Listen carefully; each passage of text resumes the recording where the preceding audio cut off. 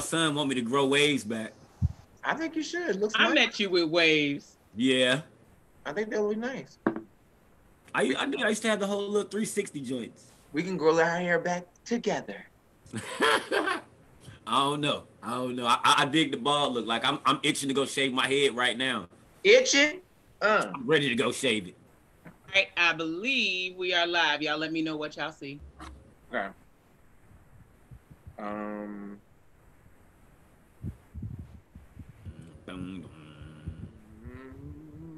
Yeah. We're live? We're live. We're live. We're live. No, We're live. We're live. We're live. Okay. What you got to say? Where my music? Where did the music get? You know what? Look, I'm multitasking. Give me a second. Where the music at? Shoot. Y'all silly. Hey, yo, Dizzy, cue the theme music. Look, you ain't gonna be hollering at me like Hove up in here. Hold up. Hold. No, sorry. Y'all are silly. All right. All right, I'm ready to play the intro sequence. Let's go.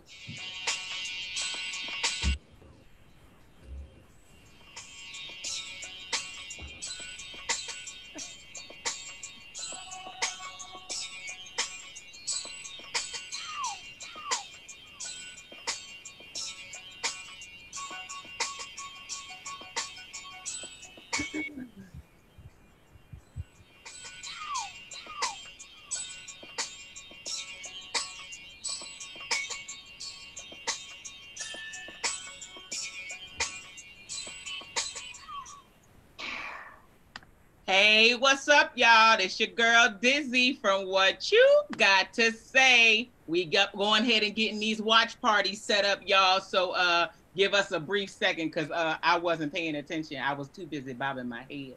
Y'all know how that go. What's up, y'all? How y'all doing today? What up? What up? Let's get it. Hey, Henderson Vaughn.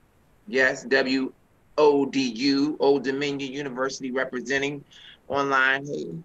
Hey. Word.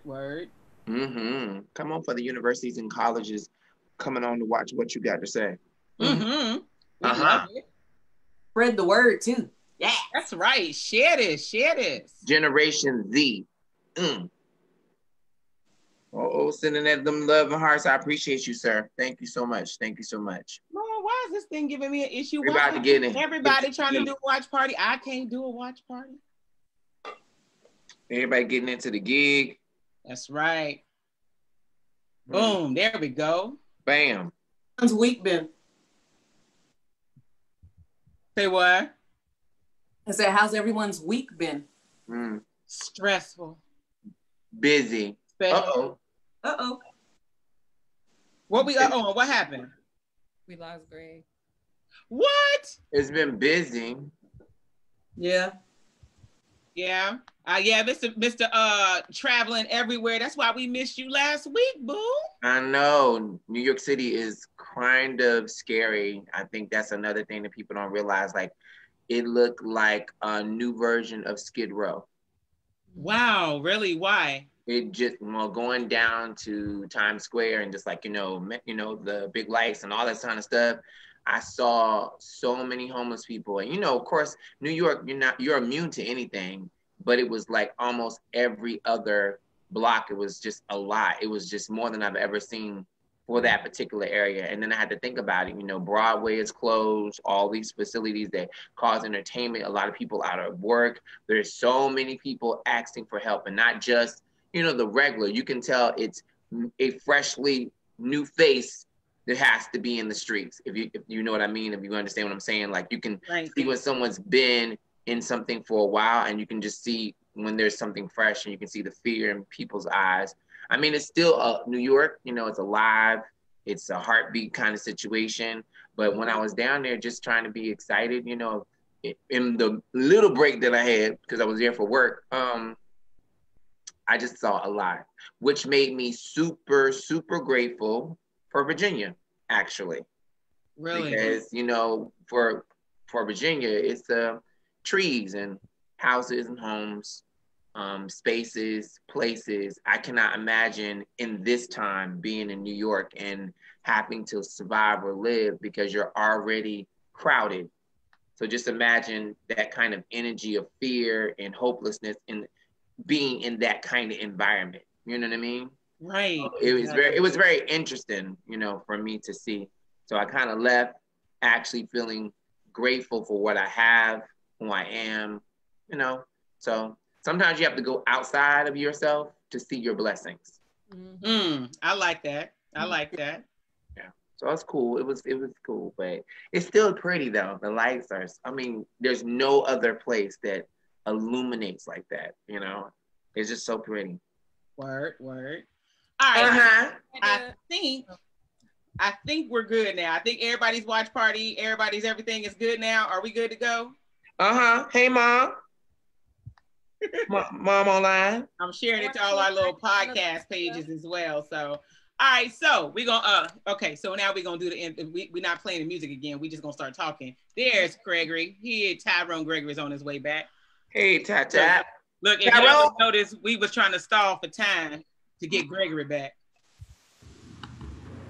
There you go. Tyrone. And I'm back. Good. We was worried. We was like, where'd you go? The power went out.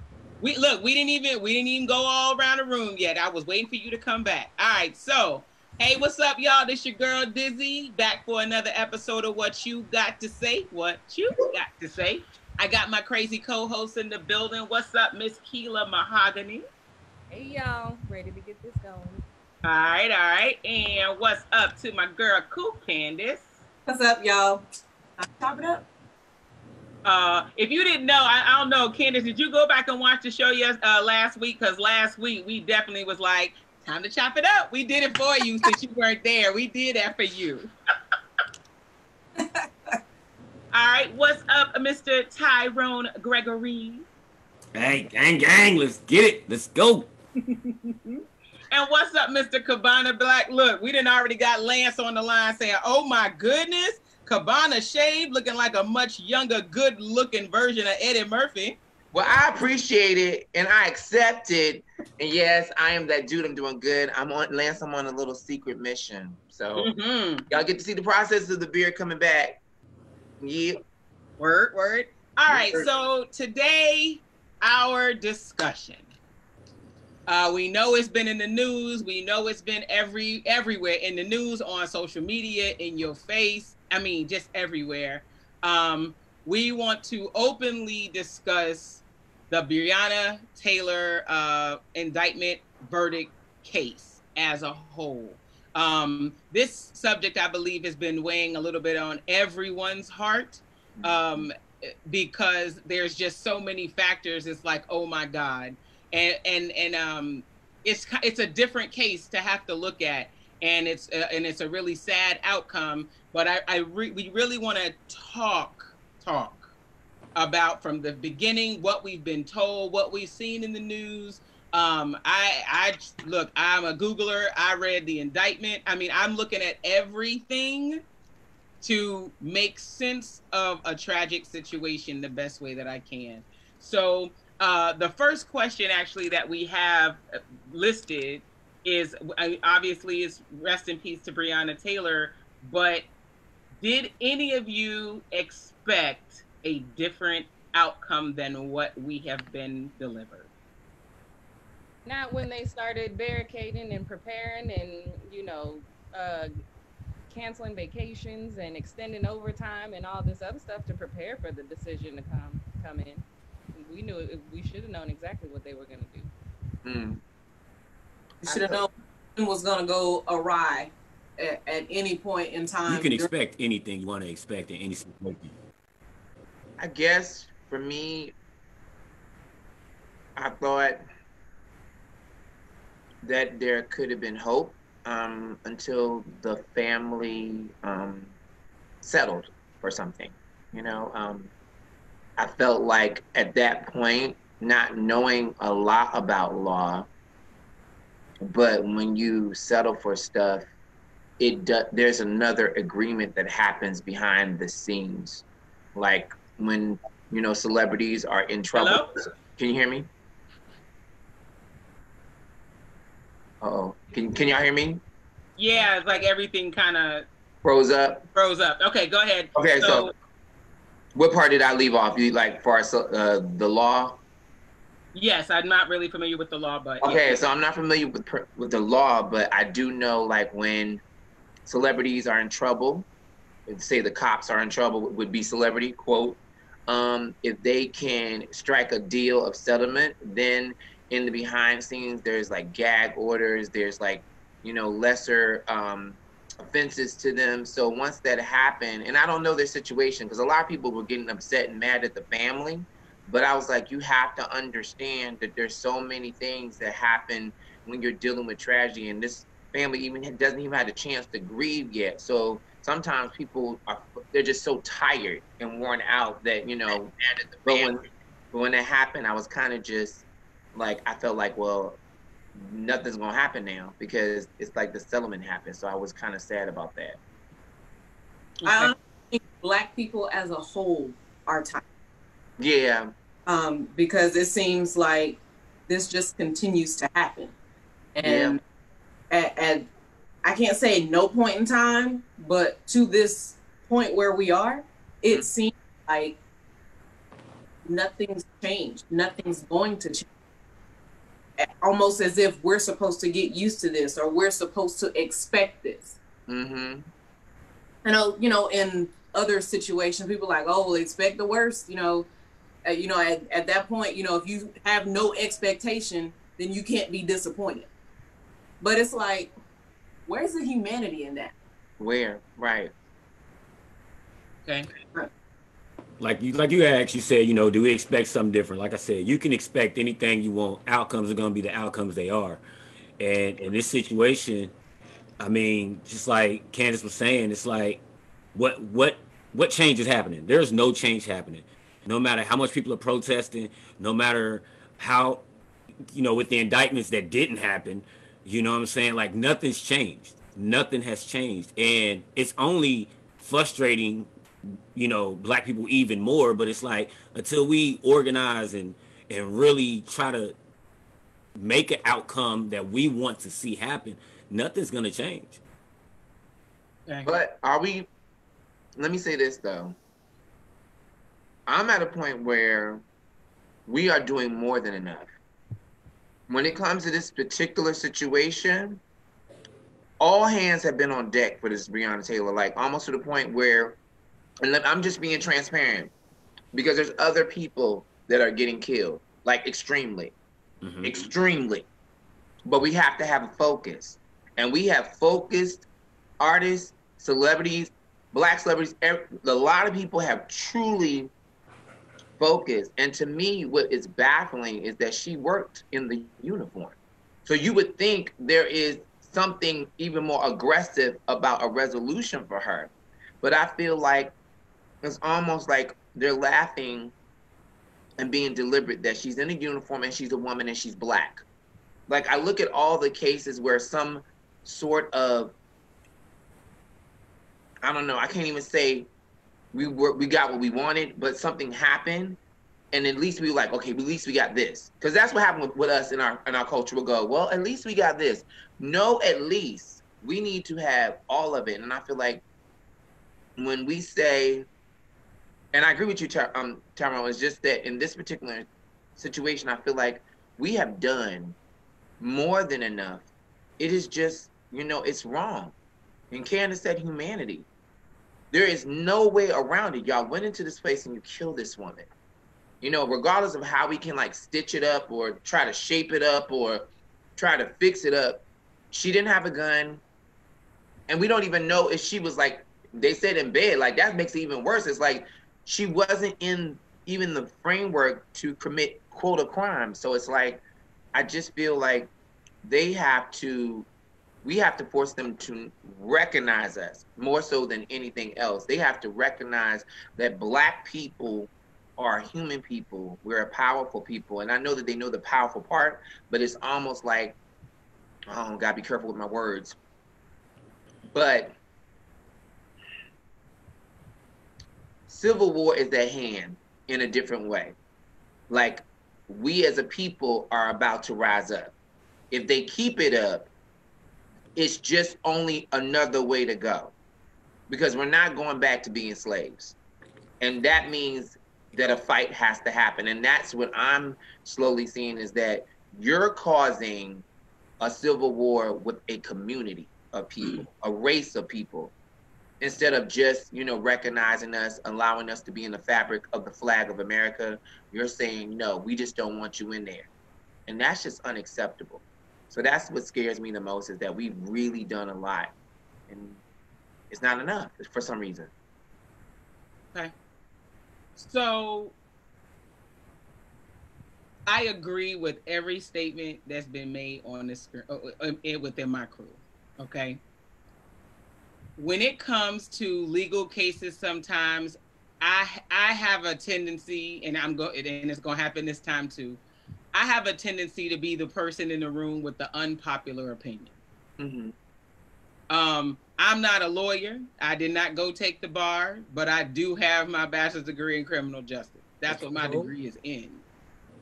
And so when I look at cases that come on the screen, I think I ask questions that everybody else doesn't ask.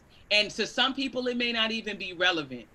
But because I know the law, those questions are relevant. Mm-hmm. And so I don't, other than the cop who was fired for shooting through the back door and window that were both covered by blinds, the one who got indicted, basically, he got charged with the exact charge that he was supposed to be charged with. He did, based off the facts that were given. Mm-hmm. I didn't say they were the facts that were given. Okay. He shouldn't have been in the back of the house shooting in because he heard gunshots and couldn't see anybody. That is the description of wanton endangerment. That's what that is. However, when I started hearing this story, I unpacked it a little bit. Like, these cops did what their supervisors instructed them to do. They were told this drug dealer, who was known to have lived at this location, who had put this address as his last known address down on the last time we arrested him, this is where he is. This is where we think he is. Go get him. As a cop's like, all right, I'm going to this crib. There's a possible drug dealer there. He's been arrested several times before, so I got to go get his butt again. I understand that train of thought. That's your job. That's the job you were sent to do. You were given no knock. I did read it was changed at the last minute, but the cops weren't told it was changed at the last minute. However, they announced themselves. Whatever. That's too foggy. So you go in and you kick a door down, whether you named yourself or not, you kick the door down, and a civilian who after midnight could have been asleep hears a bump at his door and he shoots at your ass. I feel he had every right to shoot, whether he heard something or not. I feel that as people, when we get angry or have fear, our adrenaline is going fast as hell. I probably wouldn't be able to tell you if a cop said it's the cops or not after you have battering rammed my front door in. I probably, if I heard it, I heard it. I couldn't tell you if I did or not. I know there's several times where I have been in a rage of anger and people have said, well, girl, I told you this. I don't remember that because I'm pissed or I have fear. So I believe that either one of those stories, we said the police, he didn't say the police, could be right. I can't find either way to justify either side. No, I can justify either side. We did say it. You didn't say it. You might not have heard me. You're right. I might not have. I can't justify that. But when you shoot at a cop or anybody, if they've got a gun on them, their reaction is going to be to shoot back. Right. And so I personally cannot fault those cops that returned fire on being shot at. I do have problems with the cop who was shooting from the back and didn't know who was in there. He could have shot all of his colleagues as well. But this guy's bullet back here is not the bullet that killed Breonna Taylor. It's not his bullet. It's one of the ones in the front. I can't remember the name. I've got it written somewhere. It wasn't his. So with that process, I think from that point after, that's where everything gets real murky and real muddy for me. To me, everything else up to that point made sense. Except for the no knock. You tell me to go get this person after midnight. I batter ram their door in. They shoot at me out of fear. That makes sense. I shoot back out of fear. That makes sense. You shoot at me, I'm gonna shoot at you. Right.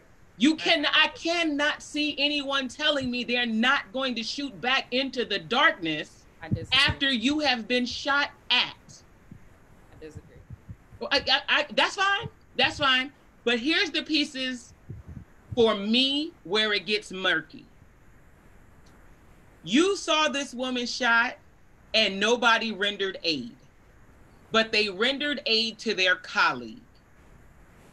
That's a problem for me, not as a person, because some people, if they shot my friend and another individual is shot, as a person, of course I'm gonna help my friend first.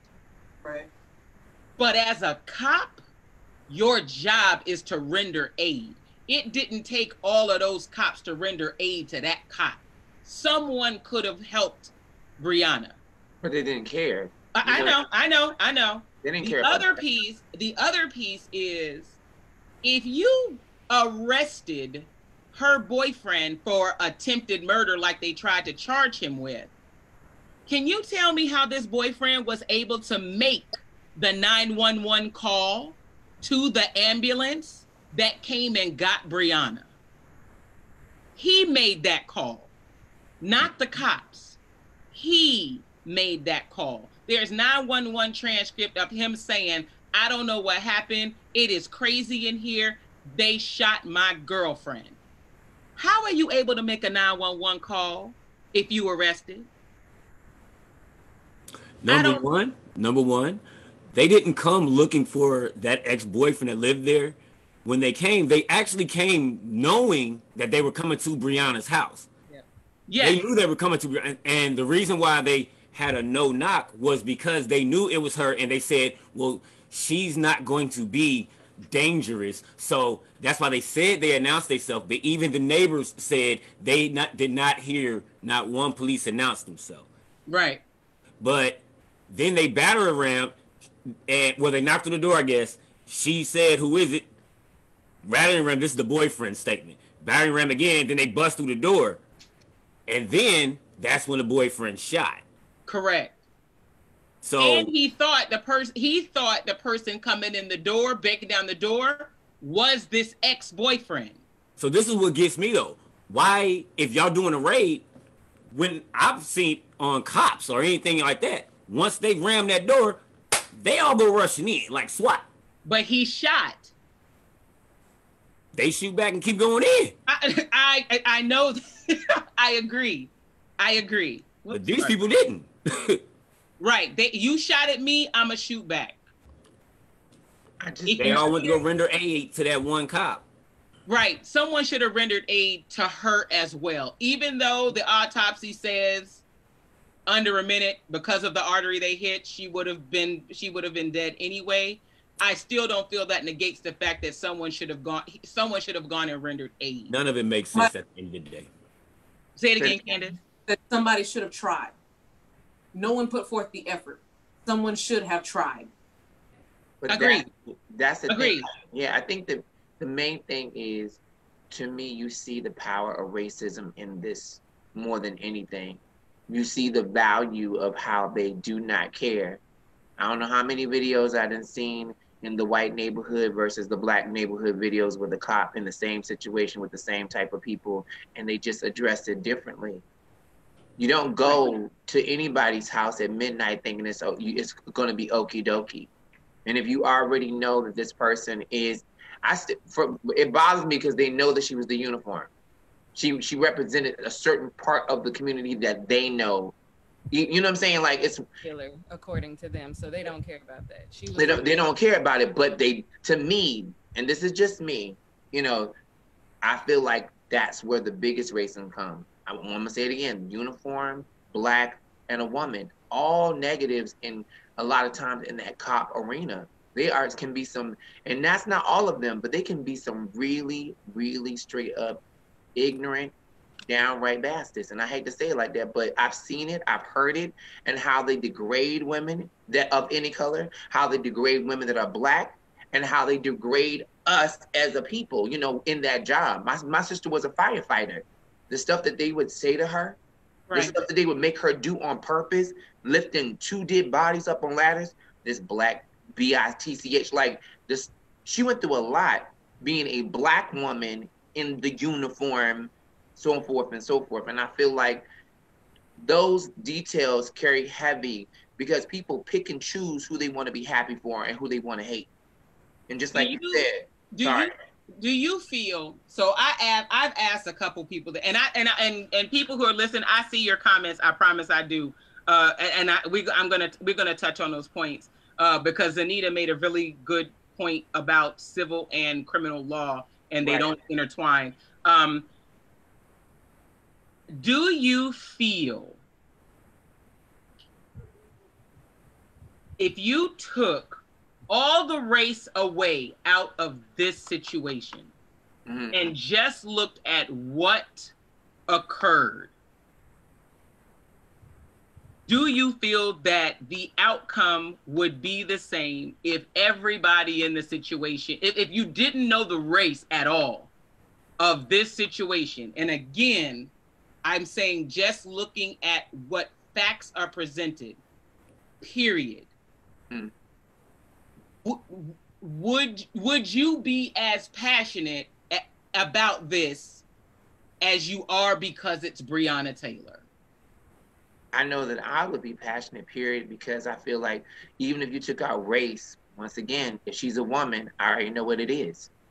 And she's a uniform. See, some things you can't take out. Like, race is just a part of it. Race is not the icing on the cake, but race is the issue because we understand it because we're black. But if we were white and we were talking about it, being a woman, and which is a whole nother topic, is, and as y'all know, y'all women, but I've seen it personally within my family because I have alpha women in my family and they go for it and they do their dreams. But when they're doing what I call masculine positions, there's a lot of hatred and a lot of disregard. So I feel like those two elements of being a woman, sometimes there's a lot of disregard involved.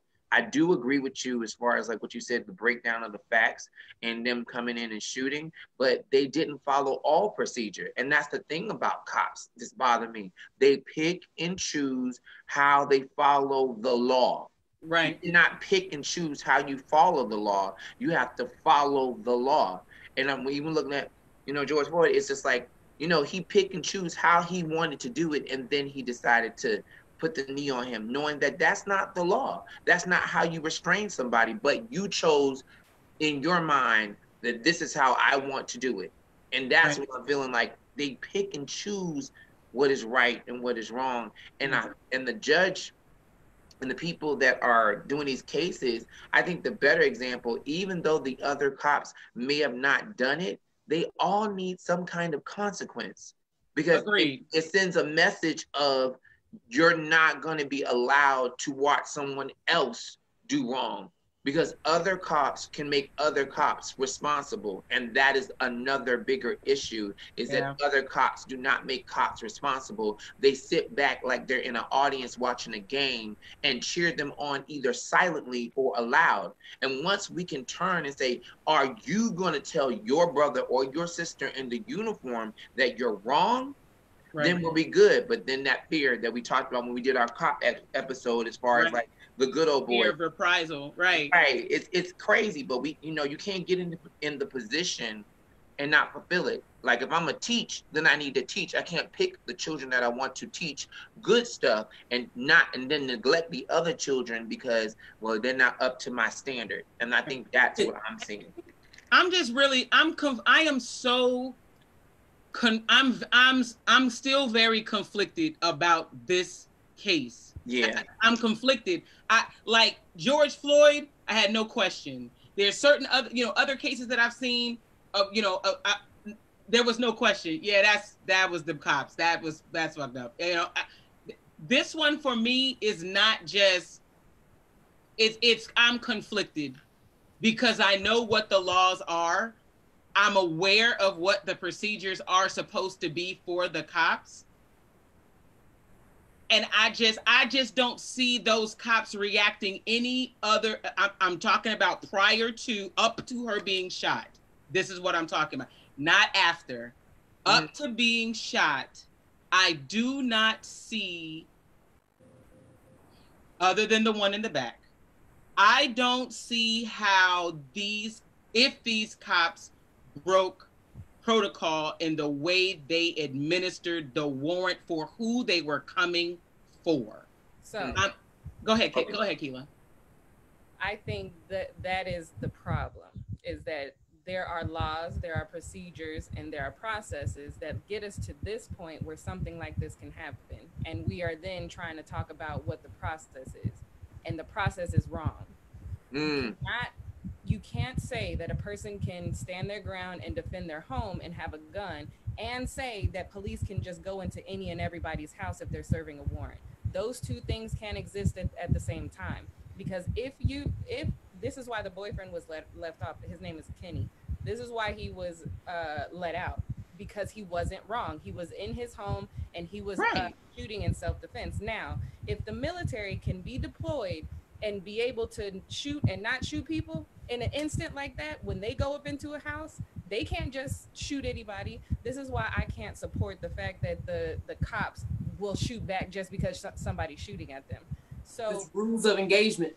Yes. Why is it that the police can, because they're being shot at in a situation where you are entering somebody else's home, but this is where it gets the law and what's legal and all this stuff, because they will make it legal, and they have made it legal with this decision for those cops to do exactly what they did. And what people should be afraid of is that it can happen to anybody, because that could have been anyone's house. Like you said, take the race out of it. That is just the cops entering somebody's house in the middle of the night. They are most likely sleeping. If I am dead in my sleep and somebody just breaks into my house, you expected me to hear a knock and hear somebody, at the door when I'm asleep? So they want you, they made it legal for that to be possible. It doesn't matter whose home they will go into. It can happen. And then to say that this other police officer who's shooting from the outside is getting in trouble for endangering somebody else's life. If you're endangering life, if you're putting life at risk and you actually murdered somebody, then why aren't you being held for that? Why are you being held responsible for the bullets in the wall? And so what I say is that just because there are laws for something, just because there's a process for something, doesn't mean that it's correct, doesn't mean that it's right. And that piece is what needs to change, because Daniel Cameron, with his bitch ass, he went and saw, what can I do to get the outcome that I want? And that's where he got to. So he used the law, he used the process, he used the procedure, he used everything in his power to make something okay for whoever needs it to be okay, to not charge these officers with killing Breonna Taylor. And then they trying to make up stories, talk to her ex-boyfriend, trying to get him to say that she was a drug dealer. They were watching this woman. They could, if they needed to serve a warrant, they could have served her at her job. Right. Period. Why did they need to come in the middle of the night? And so that's my thing. The processes need to change, regardless if they are at this very moment legal. That doesn't mean that they're right. I agree. And so that was the reason for my question about the race piece, because I personally, in this particular situation, do not think it was a race thing. I think the process was fucked up because I think that if this family had been white, Indian, Asian, Puerto Rican, whatever, that is still the process. You got a warrant. I'm supposed to go serve this warrant to this drug dealer, not Breonna, the ex-boyfriend that I'm thinking still lives here. I don't think that. I can send you the indictment. Okay, because the ex-boyfriend had been arrested several times this year on drug trafficking charges, cocaine, heroin, marijuana, etc. Ex, not the current, the ex-boyfriend. His last known address was at Breonna Taylor's house. They did not think that Breonna Taylor was a drug dealer. They thought that this guy was getting packages delivered to Breonna's house, and he had been taking them to a known drug house. This is all ex-boyfriend, nothing to do with Breonna. It just happened to be her crib that was on the docket, on the warrant, because that was the last known address the last time he was arrested. All of that information right there, I get it. This is what I have. Y'all are telling me to go. They were watching her though. Huh? That's where they were watching her. They were surveilling her already. They knew the packages. They were talking to the people who were delivering the packages to see what was going on. They found that there was nothing, that there were no suspicious packages coming there. That's why I'm saying I've read different information and different information from the lawyer to where they were looking for her, but they had already been looking at her. And so this is why I can see how race can play into it, because you already know who this woman is. You have to do some type of investigation in order to get a warrant served. You just don't automatically say, hey, get a warrant for this random person. You need to build evidence. You need to give them a reason. Agreed. But the warrant was not for Breonna. The warrant was not for Breonna. The warrant was for the ex-boyfriend at Breonna's address. Okay, yeah, we have two different. But isn't that how the information that we see? Isn't that how the law, though, in the fake law, what I call the lying part of the law works? You know, we watch all this CSI and all this stuff, and I always say, you know, anything on TV, there's like 90 to 80% truth. Oh yeah. And so the thing about it is, to me, it is definitely race, because our community are, and guys, forgive me in what I'm saying, because I'm not an in-between type of person, because that's the problem, I think, in our society, is that we don't want to accept the stereotypes that people put on us because we get emotionally involved. But when you take out the emotion and you say, well, they see us as the drug dealer, they see us as the hooker and the hoe.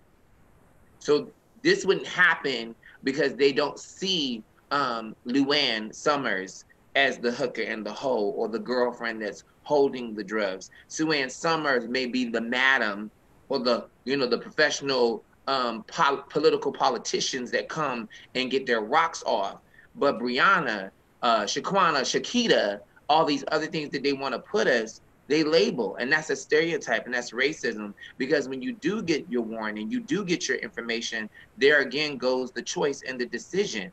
And I feel like our community, we're not set up for success. They put us in situations a lot of times to fail. And we've already talked about this. This was early on that y'all helped me learn this. And as I'm seeing it, it's like you have to look at the way the circle is moving. Our faces, what I'm seeing right now, we all had to work hard to get out of the stereotype that we still have to deal with. Right. That we still have to see. So I feel like, even though you're absolutely right on the law, it is the line of evil that I always say it is. The choices that they decide to make that, make problems for us. Like President Trump, he chooses to blur the lines on every decision because that's his desire to keep confusion all the way up to the election. So I feel like, what Kela was saying is we have to fix the law, because the law is not making those that are enforcing the law responsible. The law has to be changed, in order for those that enforce the law to be responsible. And that's what the problem is. It's like you put it in, and I get it. Yeah, you got the, you know, like you said, the whole what was the piece as far as the information, and you know, he's done all these crimes and they follow. Right. All that makes sense to me too. But what doesn't make sense is when you already, you know, you're doing this surveillance watch on this individual and you realize regardless that she's just not it. So how can you go into someone's place with the knowing that the person's house holds someone that is probably innocent? And you know what happens is like the leaders in war. I've heard it from my dad in the military. He said, you know, they always just say when I joined the Navy, that when you join, realize you are a pawn. You know, you get, if you survive, you survive. If you don't, you don't. You know what I'm saying? Right. And I feel like a lot of times that's what happens is they pick the lesser of what they're trying to do. And if the goal is to jail and get someone, then anyone that gets killed in that, and that's not just Black people. I've seen it with, that's just in life. I've seen it with everyone, like Latin, Puerto Rican, white. It doesn't matter. It's just like, if our goal is to arrest this person and these people get killed, they lay on and say, well, our goal was to get this person, and it just so happened a couple of lives got lost, until it's theirs. And that's, you know, why policing needs to be totally changed, because you do have to see that we are unraveling, let's say, just at least from Jim Crow, those are the laws we are currently trying to unravel and change. Right. Like, stop acting like, people need to stop acting like that's not what it is. The foundation of the laws were oppressive to Black people, to people of color. They were oppressive. And so that's why there have been movements, there have been riots, there have been, you know, people working to change those laws. Not that like they're trying to make up new laws, they're trying to change the laws that oppress people. Right. And something like this that keeps allowing to happen, to where then you have to say, okay, Breonna's law, there are no more no-knock warrants. First of all, you're not going to give her any justice, and you're going to name a law after her. I don't understand that. I don't understand that. Right. That feels very disrespectful to me, but if they change the law, that's what I'm gonna focus on. So my question then is, which law are we looking to change? Because, and I know there's a whole lot, but I'm talking like right in this one, because I mean, I know we talked about the surveillance piece. I do agree that there could have been another time they could have served a warrant.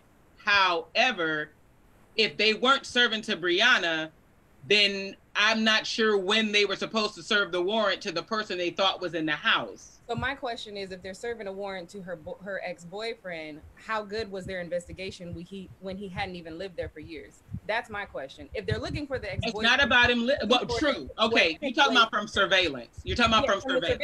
Okay. Piece. So I'm at the beginning of the process. How do we even get at Breonna Taylor's house when she has a whole new man that's laying up in that house with her? It hasn't been for 6 months. It's not like it just happened the night before they started to raid. No, if you are surveilling this drug dealer, then why don't you have better eyes on this drug dealer? How did you end up in this? I agree with that. And so we gotta, like, what happened in that part of the process? I agree with that. Get to her house.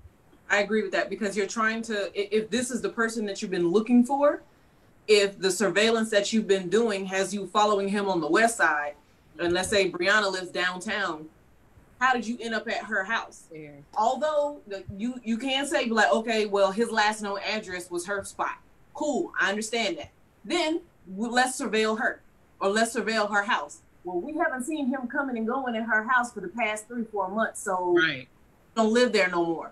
Or let's, keep a watch out for it or something. But if he's not there, okay, then we need to find, where he is and where he's been around. Or if that is in fact who you're looking for, talk to her.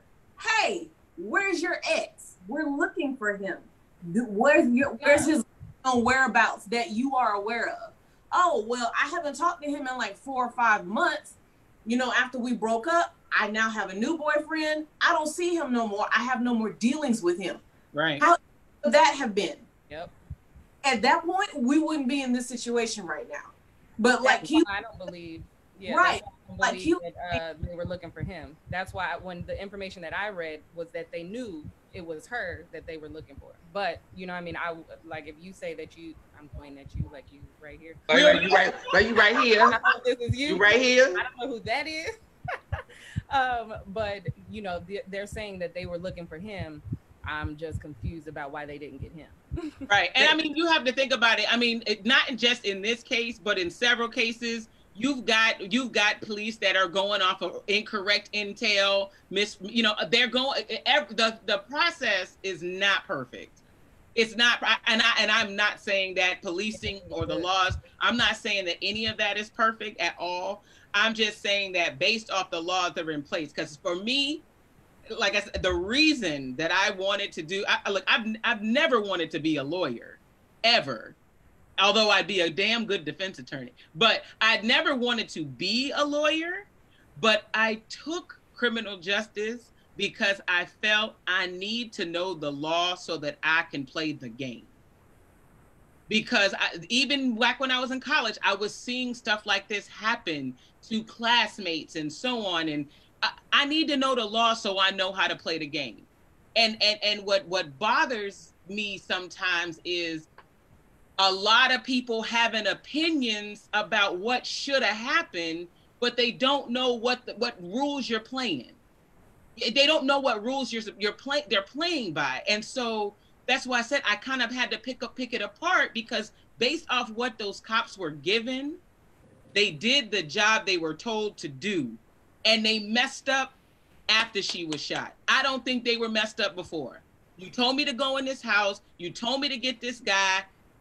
We did or did not knock. We kicked the door in. Someone shot at me. Of course I'm going to shoot back. Nazis told their soldiers to do the same thing. Go get these people. Say it again. I said Nazis told their people to do the same thing. Go get these people. I get it. I get it. And then, That's also what's happening here in America right now, like the state is sending people into other civilians' houses. Like, we're all humans. Right. Humans are sending other humans to come into somebody's house in the middle of the night. That is dumb. If you also say that I can protect my house with a gun, you're gonna get shot. It's like who's the power player, or who is supposed to hold the most power? Like, okay, am I supposed to be able to protect my home? Mm-hmm. And yes, and that's why his chair just got dismissed. Mm-hmm. Yes, because the law said you're allowed to do that. They walked into your house. He shot you for self-defense of his home. He stood his ground. Your ass got shot. You got mad and blasted back into the house. As a cop, of course, the process is I'm going to arrest you for shooting at the cop. But when you sit down and look at the laws that are in place, y'all can't charge him with nothing. Nothing. Because he followed the law. His gun was licensed. He was licensed to carry. He was protecting himself and his girlfriend. You had nothing to do but let that boy go. And I said that when they arrested him. Everybody's, oh, he's arrested. Don't worry about him. He getting off. He's within his rights. It's the law. They're going to have to let him go. And see, but this is the thing. Even with Lance, he said, Lance said, we also need to have a change of those leaderships positions in charge of making laws in order to have a different mindset as well. Agreed. Dwayne Smith said they thought her house, along with two others, were a part of a drug ring. I feel like the misconception is what Kela is saying. We are at an historical change in the land. The pandemic is doing us a huge favor, because it's forcing us to take the time to look at things that we ignored because we were trying to live, pay our bills, survive, and hustle.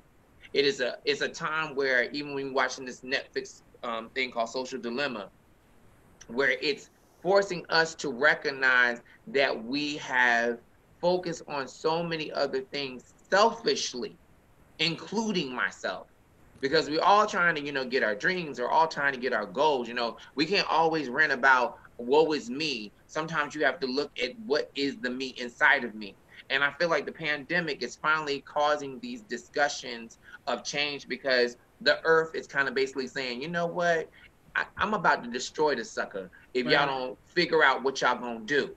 And one of the things that we need to do is understand that, you know, just because the law was good 100 years ago doesn't mean that it's good now, because things have changed dramatically. You know, even like looking at Social Dilemma, social media in the last 5 years has caused so much increase. And I'm talking about damage, not just healthy stuff. That when you look at past decades, it was a slow, steady, consistent, constant build. But social media has revealed so much that we're unraveling, as Kela said. But the great thing about it, in unraveling, those that can grasp and understand can start to pull certain strands of information that we need. And I think the most important thing, especially when this election is over and whomever is the president, we will see, we still need to understand that these laws need to be changed. Because I was thinking about that. If anything, the biggest fight, and please forgive me, anyone that gets offended, because anyone's life is important to me. But we still got laws that make us slaves that are not dead. Like, we got real laws. Like, when you said that last thing, I was like, people don't even realize there are documents still out that if they wanted to rehash them, it could be a problem. It will be civil war, because we as Black people are evolved to the point that we're not going to let it happen. But it is unthinkable to think that they hated us and wanted us to be slaves so bad that they made laws to enforce that we stay that way. And that if you go back on fact, that these laws are still there. They are just quietly been sitting for such a time as this. And I feel like President, whatever his name, red hair bastard is, he's a threat to me, because he knows those laws. He has been acting on those laws. You said 45? Yeah, 40 nothing. He has been acting on those laws. He was in Virginia. He has been doing things in conjunction with those laws. Even him knowing about the historic information about us and how he does things on certain dates. So he wants to bring open. He's like a modern day Hitler to me. He wants to do this. And we have to understand, like, beyond anything else, the one thing that we could do to honor every person that has been killed, Breonna Taylor and everybody, is that we have to change the laws for us as a people that stopped us. And then for every other race, meaning Asian, Puerto Rican, Latin, Chinese, Irish, all and beyond, if you help us, it helps you. Because we're all dealing with some form of something. But right now, you know, how people like, you know, when they say Black Lives Matter, and they be like, well, all lives matter. Yes, all lives do matter. But right now, this particular community, we need everyone to get on board and help, because it does represent the full bridge. We all have to understand, when one culture is going through, we're all supposed to get together to help. And right now, our culture has been the focal point since the beginning, I feel, a time as this, you're not going to be great. And you know what? Not only are you not going to be great, I'm going to take what's great about you and I'm going to use it for my benefit, as they always do. And it's not about what you're feeling is my passion, y'all, and my emotion, but I am very in myself. It builds this high in me, because it's like, dang, man, if you just let us be and we can just work together, we'd be good. But there are people that just don't see it that way. And I think if we can get those laws, you know, to be done and stopped and work, we'll be good. And we have to teach ourselves. We have to know, you know, I just really learned from this show, to be honest. I realized, I should have been voting for everybody, the governor, the senator, because those are more important positions than the president. Right. Because the president needs people that are going to empower his decision. So if we get the right president, we got to have the right people in office with him. And if they're not, then he has to fight against all those people. Right. So then everything he's fighting against, like Obama, everybody was like, well, Obama didn't do this, he do that. No, he did do a lot. But because of who he was surrounded by, he had to fight every single day those people. So our job is to make sure that we surround, get a new president, and get people around him. But you know, I'm just sorry. What's up, Greg? I'm just saying though, y'all saying like get the laws changed. I mean, what's gonna matter? I mean, in the Constitution, we only 3/5 anyway to every white person. As a whole That person, needs to be rewritten. as a whole person, a person of color, and that could mean anyone with any type of melanin in their skin is Mm. only worth 3/5% of a white person. But that's because that's what they said. That has not been rewritten, Cabana. But it hasn't been written. That's what I'm saying. That's what they said, and that's what has to be changed. Like the thing about it is, when you want new things, you got to do new things. And I think that we still keep going. It's like the old story. A chicken was walking in a circle because he was with a chain around his neck. And the master came out, quote, and said, you know what? I want this chicken to be free. So he took the chain off the neck of the chicken, and he went away, and the chicken kept walking around in a circle. Then he took the chicken and he put him on the street, and he went to sleep and came back, and the chicken came back walking around in a circle. Then he took the chicken and took him in another place's property, and he went to sleep and he came back, and the chicken was still walking in a circle. We have been walking in circles so long that we don't know how to walk out. And this is how these platforms, what we have now, is set up to help us, push us from running in those circles. And I think a lot of the topics and conversations are circle topics, conversations, because we don't look for the new solution. Sometimes we kind of just like argue or debate over what it is. And I think that's why I like What You Got to Say, is because we're talking about things and ways to bring a solution. And I appreciate like everyone. But Kela, that one moment, it just kind of hit me like, you know, that's right. We still got we got some laws that we got to take care of that we're not taking care of. And we keep bombarding us. And that's why I said, I feel like the pandemic, it's been a real sad situation. COVID has been crazy, but I don't think the change that we have had so far would have happened any other way. Like the kind of conversations that we're having, I don't think that we would have had these conversations if it didn't happen, you know? That's true, because if you look at where we are right now, it's taken everyone having to sit down, stay home, and kind of focus and rework your own mindset. In trying to get to a different level, or in trying to progress to a different level, you can't keep doing the same thing you've always done. If you continue to do what you've always done, you're going to get what you've always got. Correct. Definition, you can't expect a different outcome if you keep doing the same thing you've been doing for the past 15 years. Oh, Lord, gonna make a way. Something gonna happen for me. Did you put any work? Did you put any effort into it? No, then the shit's gonna stay the same. Nothing's gonna happen. And see, go ahead. What I wanted to piggyback on what Kela was saying about a lot of these laws were written to oppress us, and a lot of those laws are still in play right now.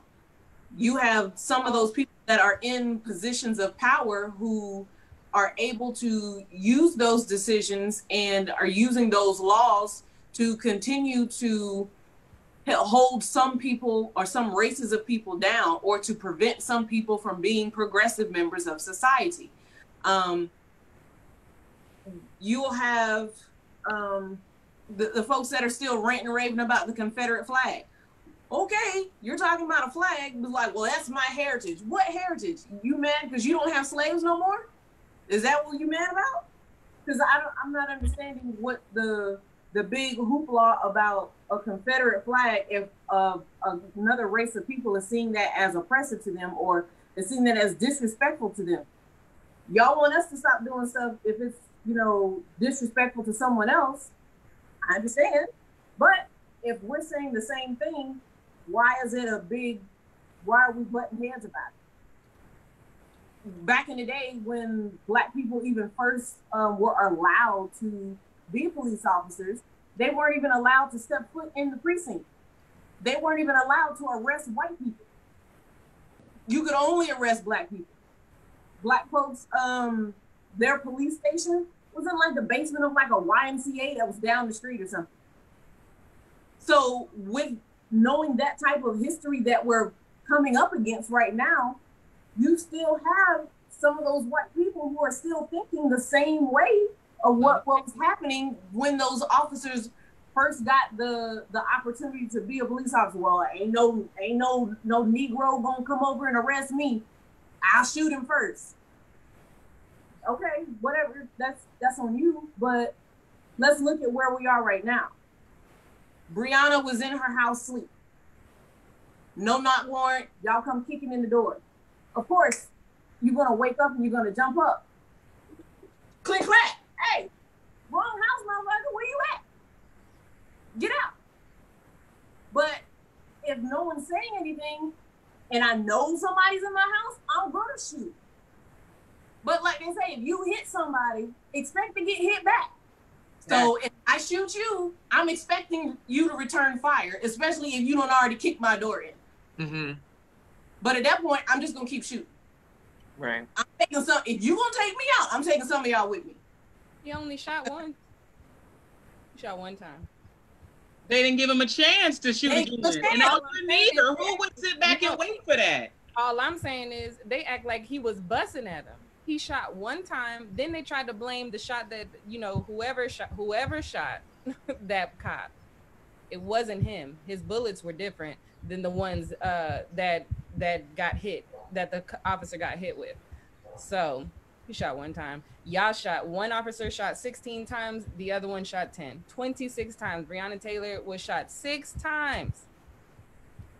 For drugs? For drugs. Y'all did all this for drugs. That's all I'm saying. That some of them probably take. Drugs that some of the federal government has actually pushed onto the streets, but that's neither here nor there. We'll carry on. I mean, carry on. Oh, who's here and who's there? Why are you stating facts? Nobody wants to hear those. Thank you for everyone that is sending so many comments. I think you're about to reread them, but you guys are more than welcome to say some of them because I'm researching as y'all are talking because that's what I do. I like what Janae said, faith without works is dead. Lance said, we can't be afraid to fail. Love that. Don't be afraid to fail big. We live and we learn through our failures and successes. Judy Ahmed said, Lance, that is so true.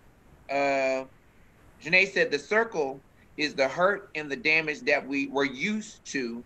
And no, the unknown is scary. Oh, that's real. Come on, Janae. We have, Dwayne Smith said, a lot of bad things are coming to the light, but we have to arm ourselves with all the education we get our hands on. We all have to take accountability to educate ourselves and others. If you don't know something, it's because you don't want to know. Not necessarily. Sometimes you don't know what you don't know.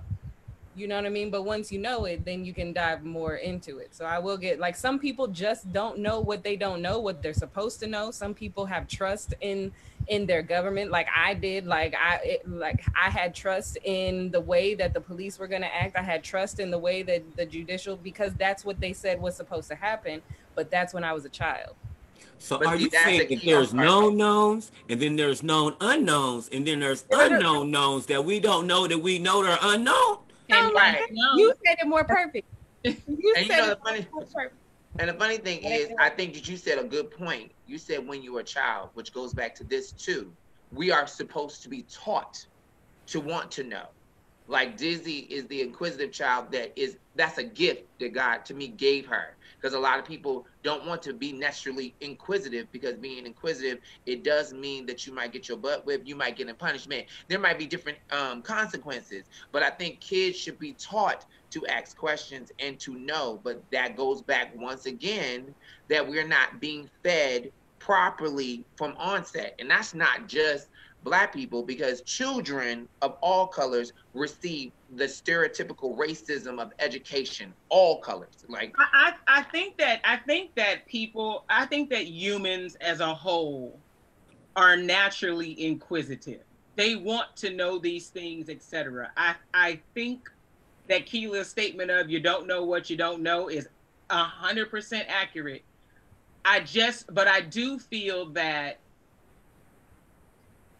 a lot of times when people such as myself do the research, do find the facts myself, we end up being the ones with the unpopular opinion because everyone else, not everyone, but most other people are content with knowing what was fed.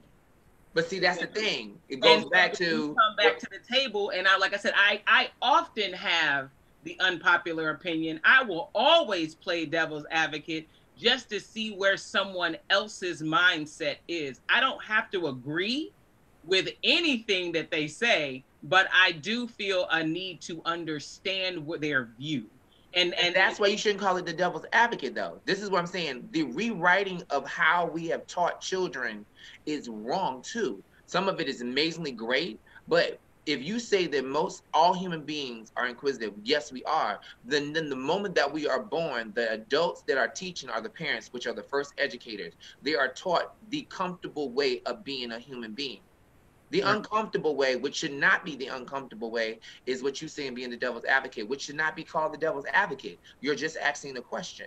Right. And I think this is where the beauty of what's happening now is we're starting to see how social media, how the government, how things have been done so on repeat that they teach us that being, first of all, unique is a problem. Kids, even with Willow Smith shaving her head, is a problem. Anything that shows any amount of uniqueness, you can see it verbatim. It's taught like, why are you doing that?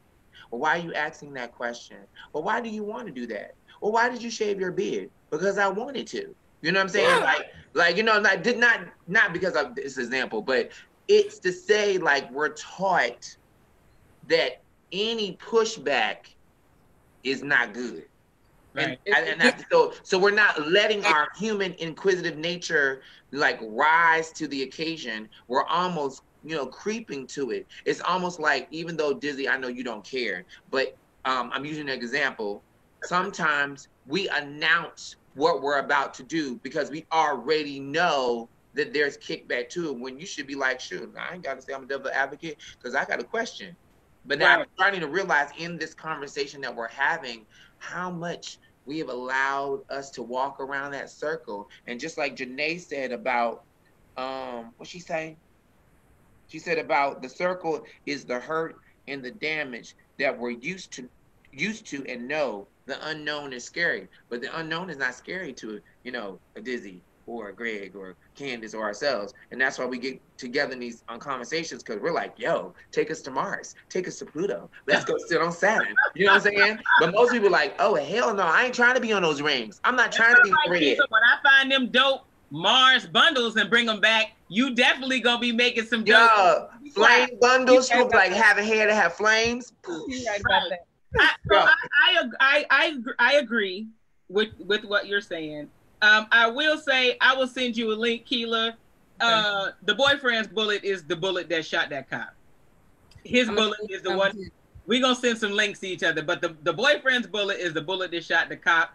And I don't know too many people who would hesitate after hearing one shot to unload, because I would. I don't know. No, here's the thing. You have to, stop giving police a pass. Don't serve them. I'm not giving the police a pass. I'm giving human nature a pass. And no, when you become a cop, if you felt that it was wrong for them to do the no-knock warrant, I feel you. I understand what you're saying. We should not give the cops the right to walk up at people's house and not say nothing. I understand that as well. But if I've already done that, and I'm in your house, and you have shot me, as Candice says she clearly will, clack, clack. There we go. Then you have to be prepared for the clap back. And I don't care if it's just a cop. A robber can shoot, kick your door. And you shoot once, if that robber has a gun, you getting clack, clack too. They shot 26 times. As the police, you creeping in somebody's house. You know that you're going in somewhere, you're sneaking. And so you're going to surprise somebody. That is your whole point. I am not going to say that the people who join the military, they are able to conduct themselves any different than a police officer. You need to be put at a higher standard. So yes, Dizzy, you know, as the boss that you are, and not a trained damn, you know, police officer, would be busting no matter what if somebody was shooting at you. Not the police. I'm not serving them no bail on that, because they should know how to conduct themselves when they are dealing with civilians. Period. Our people in uniform can, our military members can. They know what they're doing. They're trained. So they're not perfect either. No, they're not. However, they follow rules of engagement more than the cops do stateside. If they're going, we send our military to other countries, downrange and wherever else, and they're kicking in doors over there, trying to pull out, you know, different insurgents or whoever they're looking for. They follow rules of engagement more so than the cops stateside have ever done. Greg, what say you? They walk in anybody's house. I wasn't infantry, so. Thank you. You said what? I said, Greg, what say you? No, I wasn't infantry. I wasn't infantry. I wasn't busting down doors. Oh. But you can still tell me rules of engagement. If I'm not mistaken, when we had Rice on here, he talked about what they're taught as rules of engagement as well. Let me go get my dad. I'll get my dad and tell him. I tell you, listen. Go get your daddy. Look at daddy. Look, we ain't scared. No, but they're not when they're busting them doors, they're not supposed to fire unless fired upon, far as I understand. Okay. At any time period, they're not supposed to be firing unless they're fired upon. Exactly. I would be hella more pissed, and I know I said it that way. Hella more pissed had those cops busted in that door and shot and had not been fired upon. That I would have taken me to a whole other level. Level. Nobody even shot at you. Y'all weren't even in danger. Your lives weren't in danger, and you just walked in, busted in someone's house past midnight and shot. I have a problem with that on any level. I get it, but I'm sorry. I hear you, but you're saying this from an untrained position. If we are saying that money that taxpayers pay goes towards police training, then and we're gonna send you guys in there in the middle of the night, then we need to. Why weren't you even protected, like hiding behind a wall or something? Like what were you doing? Were you just exposed and then you just spraying? Like what is happening? Zero.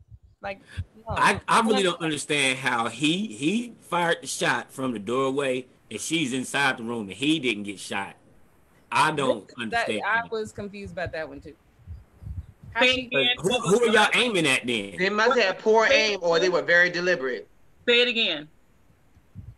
I'm not understanding how he was standing in the hallway from the story and he shot down that hallway, right? And she was in the bedroom. And he shot, and they shot towards her and not him. How did that happen? Now I will tell you this. I need to see a whole diagram because 16 shots fired. Because I'm gonna tell you. But how good are these cops at shooting? I don't know, but if he shot down the hallway, if the bedroom is at the end of the hallway, it's possible. I don't live in an apartment anymore, but I remember what my apartment was kind of like. And you had to go down a hallway to get to my bedroom. I can almost guarantee you, if someone busted in the door, if me and my husband, if my husband's going out there with a gun, trust and believe I'm not that chick from the Hallmark movie got hit hiding behind the bed. I'm with him. Right. I'm going down the hall too. Yeah, that's possible. Yeah. I'm going down the hall too. I'm not just gonna send my husband out there to go take care of it. I'm going down the hall too. Me on a whole other level right now because I got kids. Right. I need to get y'all asses with me or something. But my husband's not going to face that by himself. I'm coming too. I guarantee you that she was with him or also doing that. Black mama, what the hell's going on out there? Come around the corner and got caught up in the crossfire. I don't know. I had to see the layout. I bet you it makes sense. Crazy. No, I mean, not make sense, but the logic is probably there. I do want to piggyback on something that Cabana said because Cabana and Kela actually both made very, very good points. So you remember when we were talking about, we got all these laws and all of these things that are on the books and we need to get them off the books. So here's my question to you, and I'm asking you because I already know the answer. Cabana. Look, I felt that little bit of shade you threw my way. It's okay, I love you. So whose responsibility is it to go and remove these laws? Okay. Y'all said there's laws that still make us slaves. There's laws, stupid laws in place, yada, yada, yada. Whose job is it? And don't you Google that shit either, Kela. No, I'm not because I don't know. I saw you look down. I saw you look down. With Congress, you know what I'm saying? All of them motherfuckers need to change laws, but it starts with the citizens to tell their representatives that this is what they want to do, and this is why we all have been saying this, to get involved at your local level and start talking about the things that you don't like in your community, so that can trickle up, because that's just how it goes. We have zero power at the other level. There are people who have studied this. There are people who, lawyers who have to argue these things. And so but we are the ones who have to say, this isn't right. We need some action, and then get people empowered to be able to take it the rest of the way. The profession. Exactly. So our voting, and who we're voting for, and who we are putting in Congress. Congress is the only entity that has the ability to repeal a law. Congress. Yep. So you have the right to pick up your pencil and paper, or open that email address and address your congressman on these laws that you have issues with. And it may take 1 letter, 2 letters, an organization of letters, but you have full access to your congressmen. And now whether or not they're going to see it through, to be able to tell them what laws that you're trying to remove. You have the right, but it takes work. What did Dr. Say should do that? Say that again, Kela. I'm sorry. I said you vote them out when they don't see it through. And but that's the thing. That's why things can take so long, and you may not see any progress even in your lifetime, because it takes that long. Because of course, well, let's give Black people the right to vote. I'm not really feeling that. You know what I'm saying? Let's give women the right to vote. I'm not really feeling that. And so you're going to have an anti-organization who's going to be fighting against you. And then you have to fight for rights.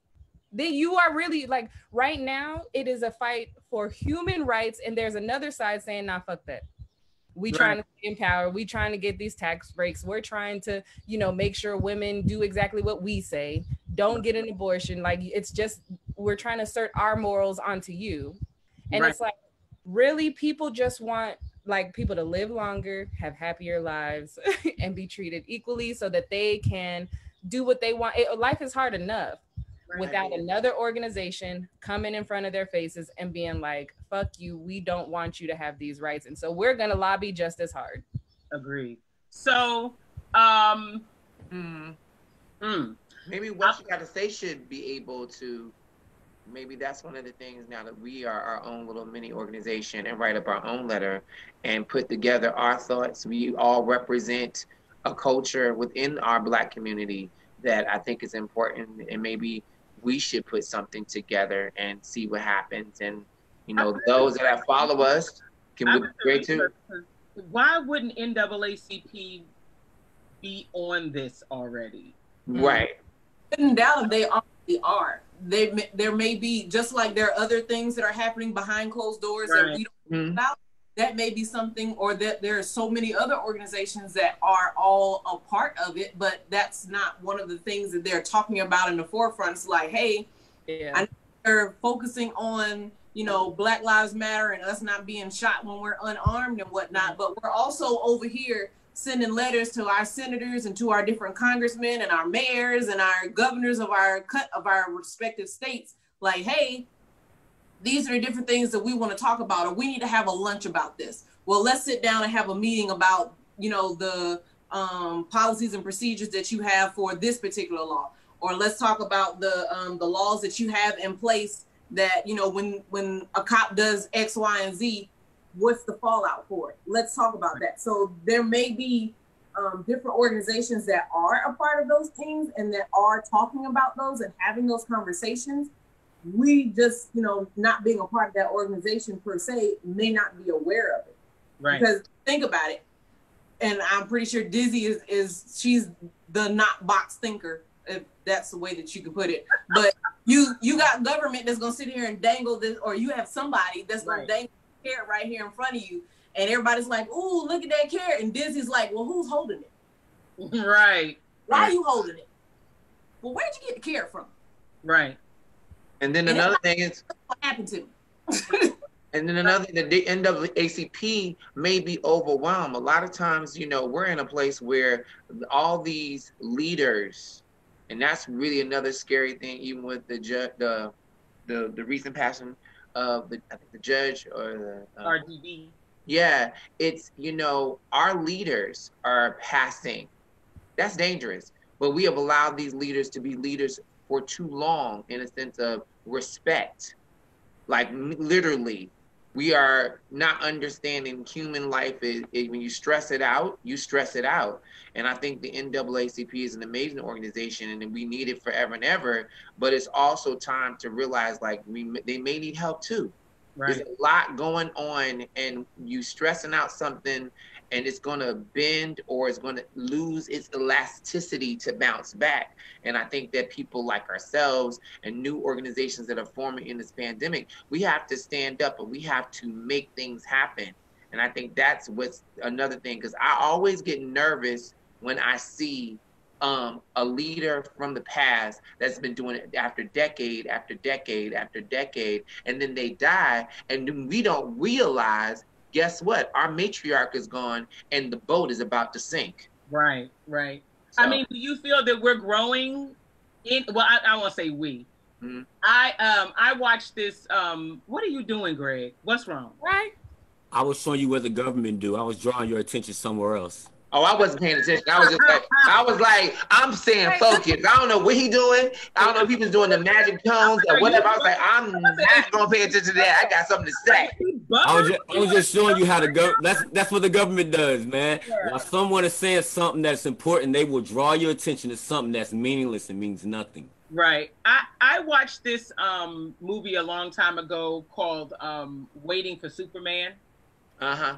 And I wonder sometimes about our world, I guess you could say, our world right now, and the way that some people navigate it at this point, because I really feel that everybody is waiting for somebody else to do something. Mm-hmm.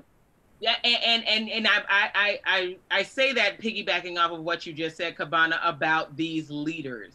We have some prolific leaders that are leaving this earth, that have left this earth. Come on. And I am concerned that I'm not seeing replacements. I'm not seeing people on the same path. And it's very difficult. It's very difficult to acknowledge that we are still growing leaders of that magnitude. Right. And I'm not saying they're not there. So don't get it twisted. I don't feel that. It concerns me. It really. It should. Yeah, there's not. I'm not looking for the next Martin Luther King, Malcolm X, because although I feel their works are extremely significant, I don't think that change has to come from something that big all the time. Sometimes the little statements that come from one of you four lead me on a path to start looking at something else, or paying attention to something else, or researching something that I would have never researched before. I am hoping that change is happening in another way, and we just haven't figured out where it's coming from yet. Does that make sense? It does. Okay. Can I make a point about that? I think I think that there are tons of leaders in every single community that are, doing the work right now. And just to think about what was going on when Martin Luther King, Malcolm X, and the other leaders, they were doing what they were doing. They were on TV. They were, you know, doing like the people do on CNN, like they do, like Angela Rye does, you know, Right. or other leaders, my son, Tamika Mallory, Until Freedom, like the people in Congress, AOC. They are on TV right now. They're being vilified. They're like, people are going against their words, you know, saying how they're wrong, being anti them. Same thing was going on at that time period. It wasn't until they assassinated them and then were able to use their words later that then they made them look like they were the Black leaders, and that they were, you know, they had all these messages, even though they only say 2 messages, but they had all these messages and stuff like that. It wasn't until after they died, because if we remember, you know, from what our parents or aunts and uncles would tell us, they was not fucking with them. They didn't mess with them at that time. It wasn't. That's the thing. So I think it'll be the same thing for it this time. That that they won't show. Nobody will put a leader on a pedestal like that until after, until sometime in the future. But if we watch TV, anybody who is being anti-racist is doing work. Right. Agree. Let me say this. Let me say this though, because this is really important. I don't want to show my age, but whatever. I want y'all to listen really good, really good. First of all, to be a superhero, you have to accept it. No superhero in Marvel ever wanted to be it. Because when you are a superhero, death is usually the destination.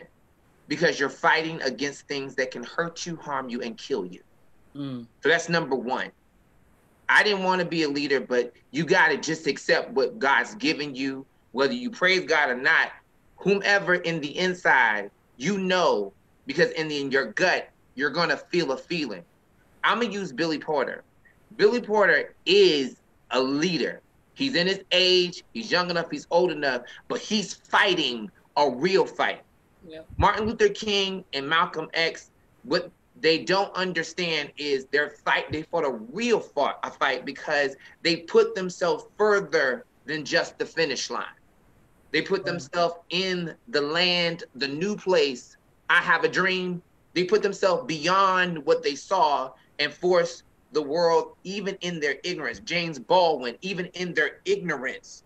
James Baldwin was always surrounded by people that wanted him to choke and die on his own words because it was too powerful. Right. So being a superhero is everyone, but you have to understand that it's not something that you're going to want to do. You're going to either choose to do it or ignore it. There are plenty of people that just don't want to die.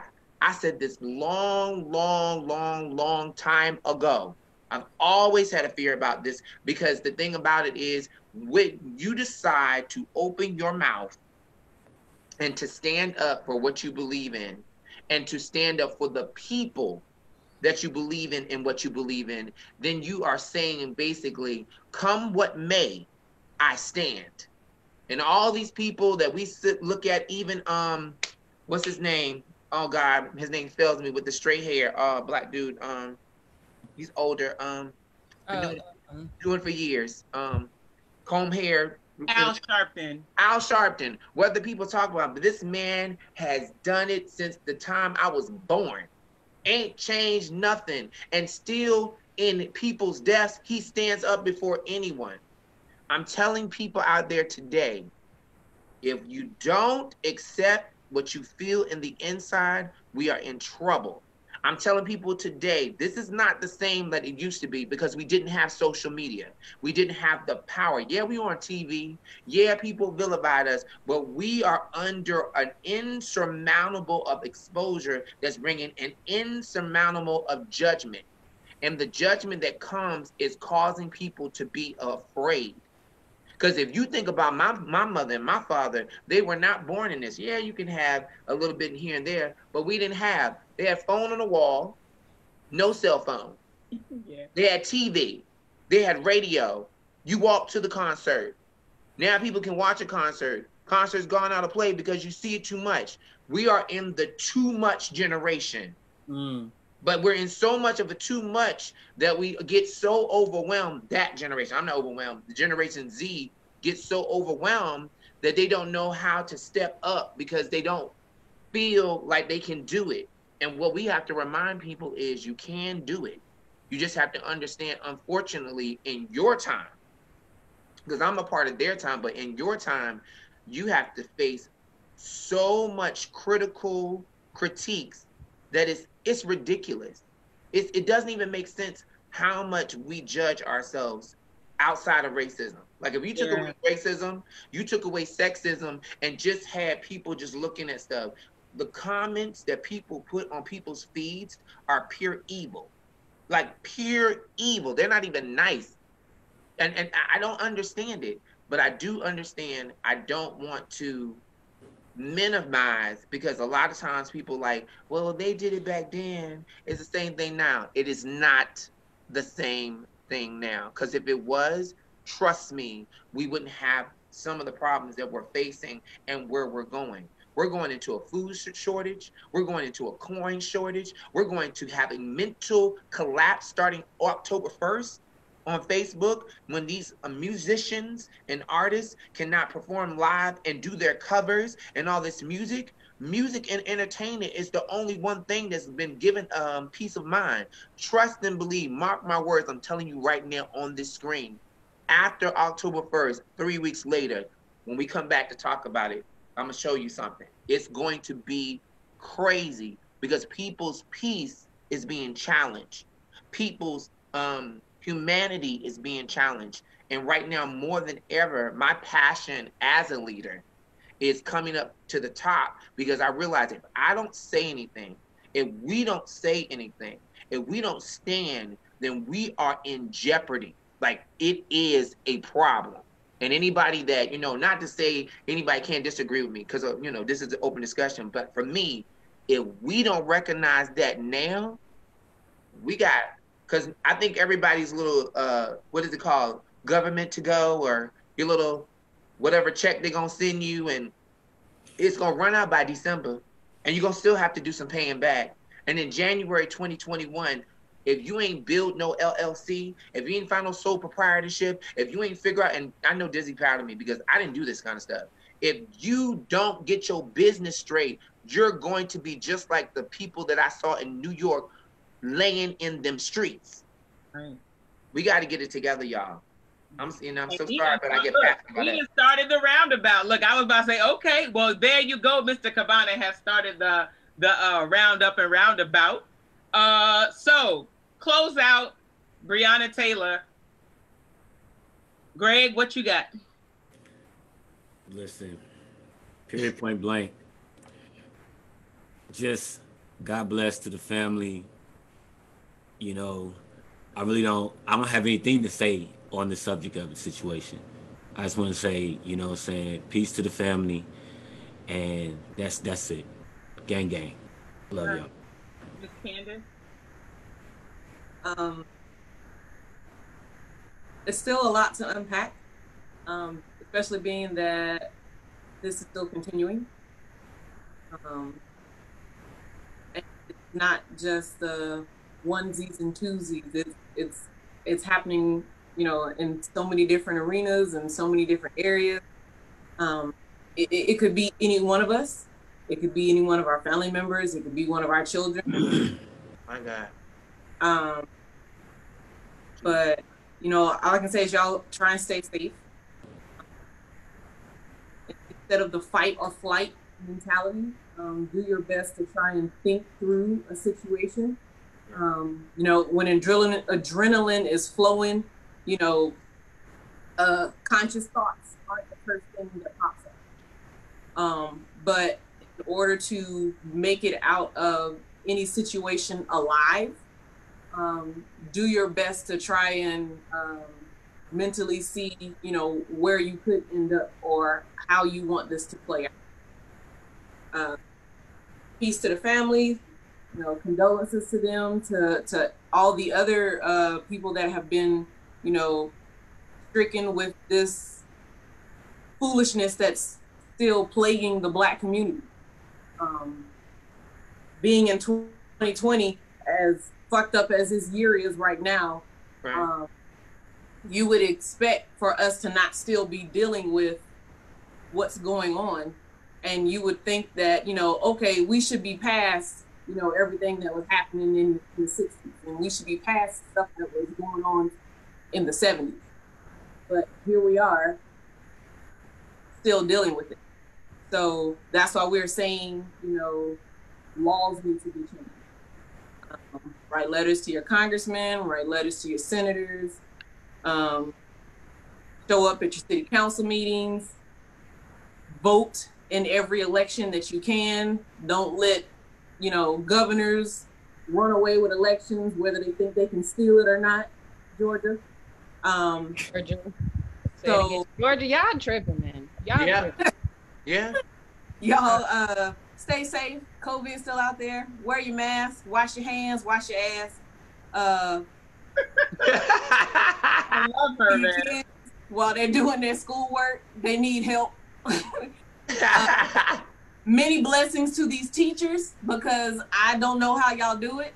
Y'all should be millionaires right now, because some of these kids are hellions. My God. COVID is still out there. Wear your mask, wash your hands, wash your ass. Uh-oh. Hey, you had feedback. I love it. Come on, shotgun, Mary. Boomerang. Look, the most vulgar part of her, out of all that, you know that's all the world heard, right? My fault. That's all right. That's right, Lance. We all wash a couple of times a day. I know I do. Amen. Right. Oh, I'm sorry. Were you finished? Y'all take care of yourselves, take care of your families. Give your kids a break sometime, because school is kind of different right now. You know, if you can do something different as a family safely, do so. And y'all take care of yourselves. Oh, and I want to give a shout out to my friend Brittany Hewitt with the South Bell, because she always keeps me in the best, because this is my cup and I use it every week. But she also made this shirt, and I love it. I love that shirt. You're gonna try to help people look for you. Come on. I love that shirt. I was gonna tell you that. I love that shirt. Yeah. Y'all stop playing with me. Stop playing. Look, don't come to my house, because put you in the trunk. And then help them search. No, I won't even help a church. I'll just keep you in the trunk. I know, right? And whip. Miss Kela. I'll just say, please, I put a link in the chat, and you can follow Until Freedom. They are actually on the ground in Louisville, following the case, talking with the lawyer for Breonna Taylor. So there's some good information that you can follow there. They also have action items that they ask people to do that you can do from the house. I'll say, try not to tackle the whole thing. None of us are going to do that. We're not all going to, be able to change the laws that we really want to change overnight. Right. So do that one little thing every day that gets you involved at your local level, to educate yourselves, to educate other people, to, just to be a part of the process, because that's one thing I think that we don't do from childhood, is just being a part of the political process, since it is what governs our life. It's as much as breathing is important to us, so is being a part of the world in which we live in. And so, just affect change to be progressive in a way that gives people their humanity, that gives people more equality, that gives people more freedom. Try to err on that side instead of on the side of hate. Even though the ones that err on the side of hate, fuck y'all gonna stay the same the rest of your life. You're probably gonna fall asleep one day, you know what I'm saying, in a river trying to fish, and then you wake up in the trunk, boom. And she meant every last bit. They gonna wake up dead, Kela? To the one, you're gonna wake up dead. To the ones that are out here, pushing positivity, trying to bring togetherness, you know what I'm saying? Keep doing that work, because the other ones won't win. They'll die out too soon because they're gonna be miserable. Okay. Let's do that. Love y'all.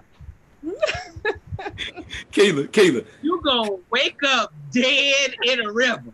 Kela. Now, hey, Whitney Houston. She's wild. She's wild. She wild. She meant it. I love it. She meant that whole thing. The whole thing.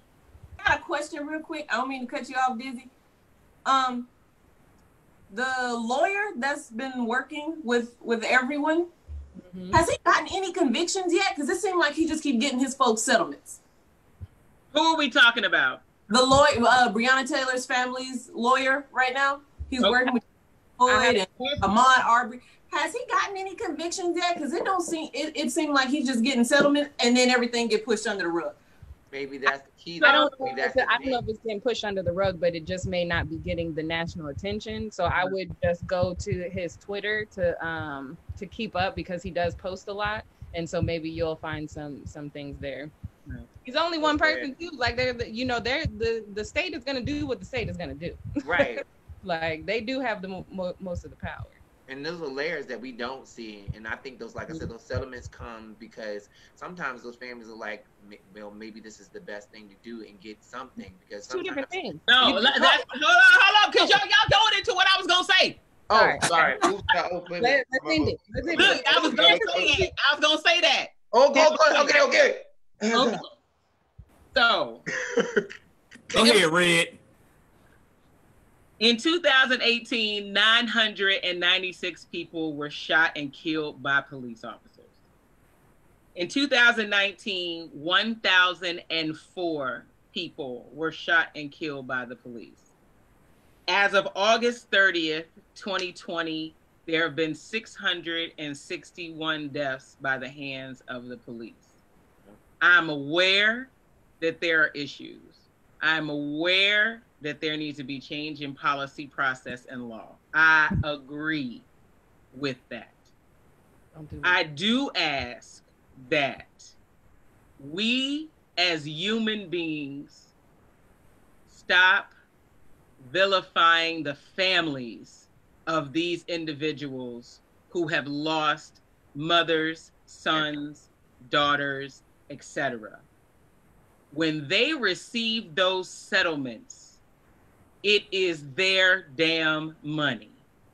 It is a settlement of a wrongful death suit. It is not a criminal case. It is a civil case against whichever city, town, jurisdiction, state, whatever the case may be. There is no shut up money there. There is no hush money there. You owe this family this money for wrongfully killing their family member or members. It is the same type of wrongful death suit and finances that would come from a car company if the brakes stop working, or the money that you get when you're scalded by McDonald's coffee, or whatever the case may be. That money belongs to that family, and I think that it's disheartening, and it is, rude for anybody to open their mouth and chastise a family for receiving what is theirs due to the death of their family member. That does not stop the criminal case. That does not stop the criminal proceedings. We will not always hear about all of the settlements. We will not always hear about all of the convictions or lack of if it doesn't fit the narrative.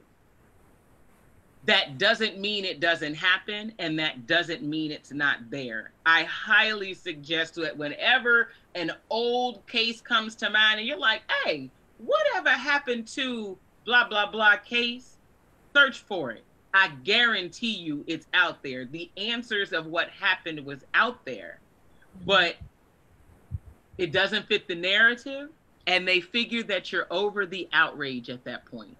It's not new anymore, so you don't care. I mean, let's be real. When the last time we heard anything about George Floyd? We don't know what's going on. Ain't nobody checking. You're not going to hear anything until somebody is either convicted or gets off. We haven't heard anything. We haven't heard anything about Arbery. We haven't heard anything. Why? Because it's not bright, new, and shiny anymore like Breonna. Us, we as people, as humans, I'm not just talking about Black people. I'm talking about everybody. Because in this 996, 1004, and 661. It's all of us. Yep. All of us that are being targeted. All of us that are being shot. All of us. Men, women, children. All of us. So I say I am all about this movement, but I'm going to be just as upset and just as sad if it's Breonna Taylor or Becky Taylor or Cindy Taylor or Mulan. I don't give a damn who it is. If they died at the hands of the cops incorrectly, it's a problem. Yeah. It's a problem. And we need to speak on those as well and be just as concerned as well. I get it. Proportionally more is us. I am aware. But all lives are important when it comes to being targeted by these cops. I agree with you, Kela. I agree with that piece. So if you want to make change, contact your congressman, but Google the laws first so you know which laws that you're actually fighting. Please do that. Take care of yourselves. Take care of each other. We love y'all. So what you got to say? We'll see y'all next week. Go to our page, like, follow, subscribe. Love y'all. Pieces. Everybody Mahogany too. That's right. Go get that mahogany, y'all. Mahogany.